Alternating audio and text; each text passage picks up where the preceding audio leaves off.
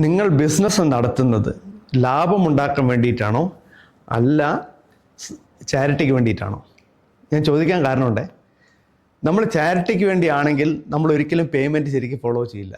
കാരണം അത് വരുമ്പോൾ വരട്ടെ എന്ന് വെക്കും. അങ്ങനെ വരുമ്പോൾ വരട്ടെ എന്ന് വെക്കുമ്പോൾ എന്താ സംഭവിക്കുക? നമ്മളുടെ കംപ്ലീറ്റ് ആയിട്ടുള്ള പേയ്മെൻറ്റ് സൈക്കിൾ അവതാളത്തിലാവും. നമ്മളുടെ ഡേ ടു ഡേ ഓപ്പറേഷൻസ് എല്ലാം തന്നെ അവതാളത്തിലാവും. ഇങ്ങനെയെല്ലാം ആവുമ്പോൾ നിങ്ങൾക്ക് വീണ്ടും വീണ്ടും വീണ്ടും കടമെടുക്കേണ്ടി വരും, ഓടി ലിമിറ്റ് കൂട്ടേണ്ടി വരും, ഇതെല്ലാം ചെയ്യണം. ഇതെൻ്റെ ആരുടെ ചെലവിലാണ്? കസ്റ്റമറുടെ ചെലവിലാണോ? ഒരിക്കലുമല്ല, അല്ലേ? അപ്പോൾ നിങ്ങൾ ചെയ്യേണ്ടത് ഏറ്റവും പ്രധാനപ്പെട്ട ഒരു കാര്യം, ഒരു ദിവസം ഒരു അരമണിക്കൂറെങ്കിലും നിങ്ങളുടെ അക്കൗണ്ടൻറ്റുമായി ഇരുന്നുകൊണ്ട് ഏതൊക്കെയാണ് ഔട്ട്സ്റ്റാൻഡിങ് ഉള്ളത്, എത്ര ദിവസമായി ഔട്ട്സ്റ്റാൻഡിങ് ഉണ്ടെന്നുള്ള ഒരു സ്റ്റഡി ചെയ്യുക. അതേപോലെ തന്നെ പിറ്റേ ദിവസം രാവിലെ വന്നു കഴിഞ്ഞാൽ സെയിൽസ് ഡിപ്പാർട്ട്മെൻറ്റുമായി ഇരുന്നുകൊണ്ട് അതിനെല്ലാം കമ്മിറ്റ്മെൻറ്റ് എഴുതി വാങ്ങിച്ചുകൊണ്ട് എപ്പോഴാണ് അവർ പേയ്മെൻറ്റ് ഫോളോ ചെയ്യുന്നതെന്നുള്ളതും എപ്പോഴാണ് ലഭിക്കുമെന്നുള്ളത് കൃത്യമായി തന്നെ ചെയ്യുക. കാരണം പൈസ വന്നിട്ടില്ലെങ്കിൽ നിങ്ങളുടെ ബിസിനസ്സിനെ നടുവൊടിയും. അതില്ലാതെ ശ്രദ്ധിക്കുക.